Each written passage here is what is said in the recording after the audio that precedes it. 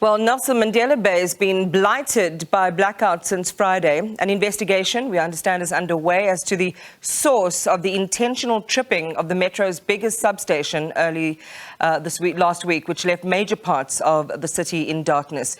The MMC for Electricity and Energy, Lance Grootboom, joins us now. Good evening to you, Lance, and welcome to the program. You read the reports around why this has happened. It's being described as being the result of possibly the biggest corruption scheme in the history of the administration. Tell us how.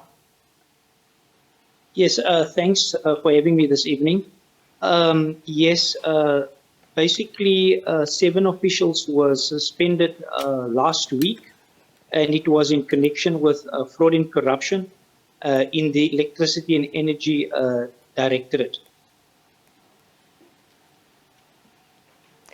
So tell us a bit more then about some of the external factors at play. We heard that workers had vowed to shut down the city to protest suspensions in the electricity department. There have been other, parallel issues that have been blighting, the provision of electricity in the metro. Just share with us how complex this picture is, Lance. Yes, it's very much complex. What happened is in March, on the 11th of March, there was an explosion. One of our substations blew in the IDZ. So what we did is we appointed a external investigator to investigate the damages that occurred there and what was the reason for the blow up. And what happened was that that report came back, and obviously that report showed a number of irregularities, and it led us to a number of fraud and corruption within the municipality. Now, what happened after the suspension of 7 officials? Some of the officials in the electricity department wanted answers. They wanted to know why these officials were suspended. And I think the executive director then could not give an explanation at this stage because of the fact that it was a preliminary investigation, and some of these officials were suspended was suspended, and they could not disclose all the information at that stage because of the ongoing investigation within that directorate. So many of these officials were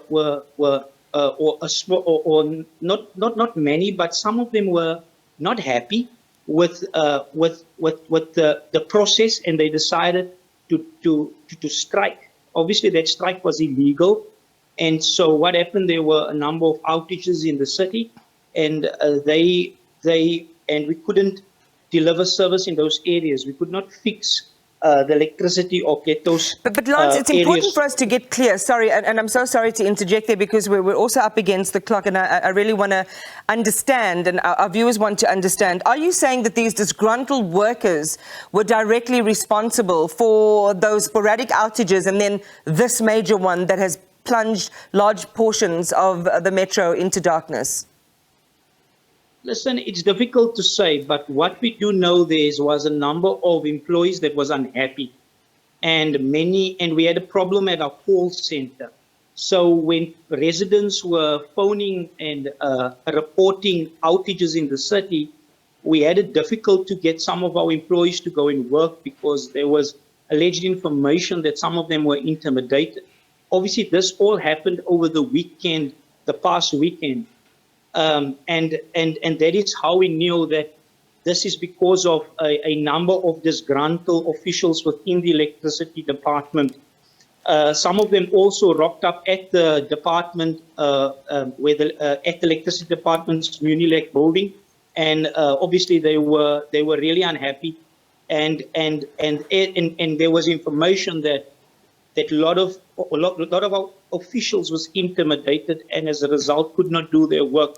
So our turnaround time of fixing during that weekend was a little bit slow, but obviously this has now been resolved now. Most of the workers are now back at work, where services are now continuing in the electricity department. When does it all come on stream entirely? You've got big industry there, you've got hospitals. When can people look forward to the restoration of services? I want to come back in my final question around consequences, but just to answer the people of NMB, when will the lights be on in a fairly predictable manner? When can they expect that? No, the light is already on. On Monday, all of our employees were back at work. So basically, we are now, our employees are dealing with any service delivery complaints. So issues are now resolved since Monday. This was mostly happening over the weekend. It was on Friday, Saturday, and on Sunday we had issues. But on Monday, this was all resolved.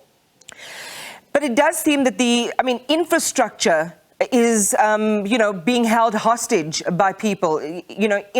Anyone who has access can cause major damage that can cause, billions, millions, if not billions of rands worth of damage through these outages. What long-term steps are you going to take, Lance, you and your team, to make sure that infrastructure is protected, given the heightened tensions around it and the insecurity of that infrastructure? Yes, like I said, we are working together with the business chamber and various businesses in our city. Some of them are protecting our current substations across the metro. We also are obviously engaging with disgruntled employees to inform them about the preliminary investigation and the fact that this investigation is now taken over by the Hawks and it's now investigated by them, which is out of our hands now. So basically, like I said, we have appointed, obviously, senior officials within these positions where some of the guys were suspended. And we are trying to manage it from here, like I said, together with various business people in the city in order to make sure that we safeguard our infrastructure. All right, we'll leave it there. Thanks for talking to us tonight and giving us a status update on what's been happening in Nelson Mandela Bay with regard to electricity outages and provision. MMC for Electricity and Energy, Lance Grootboom.